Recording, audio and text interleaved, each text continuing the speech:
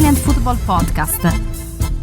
Talking about maturity and saving their team, Yann Sommer, and I think this is a really interesting debate right now, because I think if you ask any Inter fan or any Serie A fan, anyone looking at Inter's work in the transfer market in the summer, where Inter possibly upgraded, where they possibly downgraded, I think the one area where most people agreed that Inter had downgraded was in the goalkeeping department. The sale of Onana to Manchester United for a fee which, I mean, I thought certainly at the time, and probably in time it will still be true, I thought Inter undersold him to United, and then they replaced him with a 35-year-old Yann Sommer, who's had a steady career but has never, he's never really hit the heights.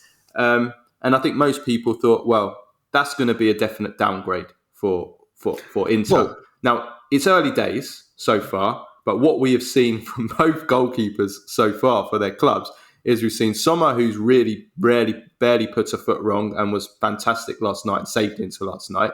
And then we've seen an André Onana, who is really struggling in, admittedly, a complete basket case of a club in Man United, but is making, for as good as he is with his feet, and he's probably the best in the world with his feet, still the number one thing for the goalkeeper needs to do is to stop the ball from going in.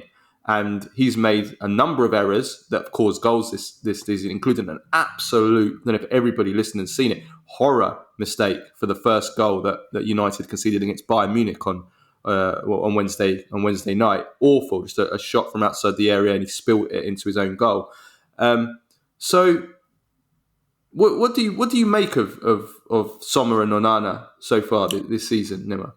Well, I think it's just confirmed what I kind of suspected, and that is that, yes, André Onana is a good goalkeeper on the line, but I think Yann Sommer as a shot stopper is better. But when it comes to Onana, what I at least, when I said Inter have weakened, meant is exactly that: his ball playing ability, his command of the area at Inter, his fantastic passing range. As a shot stopper, he was good, but it wasn't his most, it wasn't the attribute. I think the stats actually back that up, because I was looking at a stats table, and I think it was shot save percentage or something like that, which isn't always the most telling for a goalkeeper, but it kind of is, because it kind of shows just making what saves you should be making, and he was around about midway in Serie A last season, so clearly, he's not an elite. He's not elite in that. He's not an elite shot stopper, and he's never been that. And I got to say, Yann Sommer yesterday, because Sociedad's press was relentless and it was intelligent. Again, I want to praise Sociedad for last night. They were brilliant. The way that they pressed, they really put him under pressure, but he handled it really well. Now, Onana would have probably dribbled two players and played a Pirlo pass down the middle if he played yesterday for Inter. Sommer doesn't do that because he's not as good as with his feet, but he did save Inter twice, 3 times from, good shots, good finishes. I mean, his reaction to, I think Sky Italia posted online on social media yesterday, his reaction time with that header was 0.3 seconds to save what is a certain goal. And on the goal itself, that was just, you talk about howlers. Alessandro Bastoni, my God in heaven, as someone tweeted out, he had a Roger Ibanez moment. But it was, that it happens. Again, it happens to all players. It happens to all teams, especially after an emphatic derby win, and they get overconfident and think they're the best. And I think Inter should be, thanking their lucky stars they got away with one. But I think this could be a blessing in disguise for them moving on. But to get to the point, look, Yann Sommer yesterday was as good as Inter need him to be if they are to win any trophies this season. You need your goalkeeper to keep you in games when you're off, when everyone is off, so that when the chance presents itself, you can steal 1 or maybe even 3 points, because I still don't understand why Marcus Thuram's goal was offside. I don't understand. They've shown it. They haven't shown who was offside. Was it Lautaro? Was it Carlos Agosto? Who was offside? They've still not shown it. And I was asking on Twitter, did anyone see what it was? I still don't know, which I think is ridiculous. You got to at least show, if it's offside, then please create the graphic, because it wasn't a clear-cut offside. So I'm not doubting that it wasn't offside, but at least show it so that us watching can see what's going on.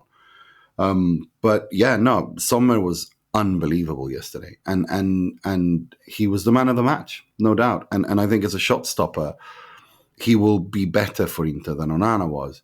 But of course, in the build-up phase, his passing, his creativity, his vision, which is crazy to say about a goalkeeper.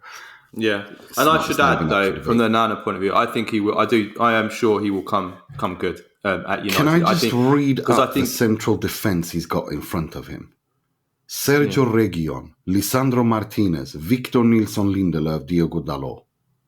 I mean, what do you want from the man? Well, look, to be fair, I'm not going to absolve him. You make a mistake like that, that's nothing to do with That's fine. That's absolutely fine. But it's the fact that his confidence is a little bit shot playing in front of... The thing is with Onana is when you've got a goalkeeper like that that's so good with his feet, it can kind of become redundant if the players in front of you can't play with their feet. I mean, Lindelof can barely stand up on his feet, let alone use them to play out of a press. So bad technically with the ball at his feet. He's awful. Just awful. So bad. And obviously United do have some injury problems, but I'm sure he'll come good because I think he's a leader and even stood up in front of the press afterwards. And he's a winner. No, you talk about mentality monsters. Yeah. André Onana is a mentality monster. He doesn't back down. He takes things head on.